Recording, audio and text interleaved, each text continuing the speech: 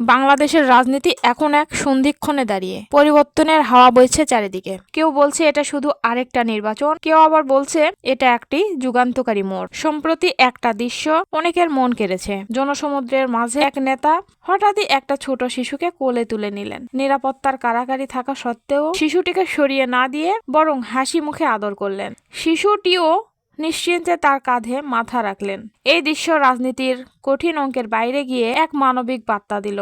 নেতৃত্ব কি শুধু মঞ্চের ভাষণ, নাকি মানুষের স্পর্শ? রাজনীতিতে প্রতীকী মুহূর্ত অনেক কিছু বলে দেয়। একটি শিশুর হাসি কখনো কখনো হাজার বক্তৃতার চেয়েও শক্তিশালী হয়ে ওঠে। মানুষ তখন ভাবতে শুরু করে, এই নেতা কি সত্যি আমাদের একজন? আমাদের ধুলাবালি, আমাদের কষ্ট, আমাদের জীবন, এই সব কি তিনি অনুভব করেন? অন্যদিকে রাজনীতির আরেক বাস্তবতা, নিরাপত্তা, প্রটোকল, দূরত্ব, নিয়ন্ত্রিত উপস্থিতি, এইসব আজকের রাজনীতিক সংস্কৃতির অংশ। কেউ সরাসরি মাঠে, কেউ দূর থেকে সংগঠন চালাচ্ছেন। এখন প্রশ্ন, জনগণ কোন নেতৃত্বের ধরনকে বেশি গ্রহণ করবে? গত 17 বছর দেশের রাজনৈতিক প্রেক্ষাপট অনেক পাল্টেছে।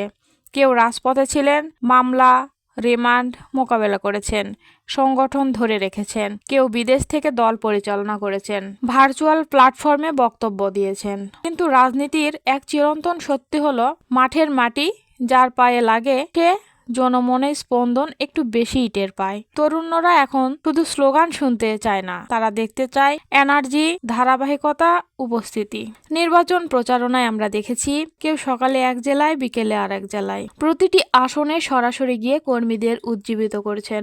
আবার কেউ বিভাগীয় বড় সমাবেশে জোর দিচ্ছেন, সাংগঠনিক শক্তি প্রদর্শন করছেন। দুই কৌশল, দুই ধারা, কিন্তু চূড়ান্ত সিদ্ধান্ত নেবে জনগণ। ইতিহাস আমাদের অনেক শিক্ষা দিয়েছে। 1991 সালের নির্বাচনের আগে অনেকেই নিশ্চিত ছিলেন ফলাফল কি হবে, কিন্তু ভোটের বাক্স খুলতেই চমক দেখা গেল। আবার এমন সময়ও এসেছে যখন একটি দল ভেবেছিল আমরাই থাকব, কিন্তু জনগণ ভিন্ন বার্তা দিয়েছে। রাজনীতিতে সবচেয়ে বড় ভুল হলো আত্মতুষ্টি। যখন কোনো দল মনে করে অন্যরা দুর্বল, তাই আমরাই জিতব, সেখানেই শুরু হয় পতনের বীজ। 2026 সালে এই প্রেক্ষাপটে বড় প্রশ্ন হলো, জনগণ কি শুধু সরকার বদল চায়, নাকি রাজনৈতিক সংস্কৃতির বদল চায়? তরুণ প্রজন্ম এখন অনেক সচেতন। চায়ের দোকান থেকে অনলাইন প্ল্যাটফর্ম, সবখানে বিশ্লেষণ চলছে। মানুষ এখন তুলনা করছে, কে মাঠে বেশি, কে মানুষের পাশে বেশি, কে কথার চেয়ে কাজে এগিয়ে। আরেকটি গুরুত্বপূর্ণ বিষয় হলো প্রবাসী ও শিল্পাঞ্চলে থাকা ভোটাররা। ঢাকা, গাজীপুর, চট্টগ্রাম, এখানে লক্ষ লক্ষ মানুষ জীবিকার তাগিদে বাস করে। ভোটের দিন তারা নিজ এলাকায় যেতে পারবেন কিনা, সেটিও একটি বড় ফ্যাক্ট। যে দল সাংগঠনিকভাবে এই বাস্তবতাকে বুঝবে, পরিকল্পনা করবে, তারাই বাড়তি সুবিধা পাবে। রাজনীতিতে শূন্যস্থান থাকে না। একটি শক্তি দুর্বল হলে আরেকটি শক্তি উঠে আসে, কিন্তু এই উত্থান টেকসই হয় তখনই যখন মানুষের বিশ্বাসের উপর দাঁড়ায়। আজকের বাংলাদেশের মানুষ আর কম খারাপ বেছে নিতে চায় না, মানুষ এখন ভালো খুঁজছে। নেতৃত্বের মধ্যে তারা দেখতে চায় সততা, উপস্থিতি, মানবিকতা এবং ধারাবাহিক পরিশ্রম।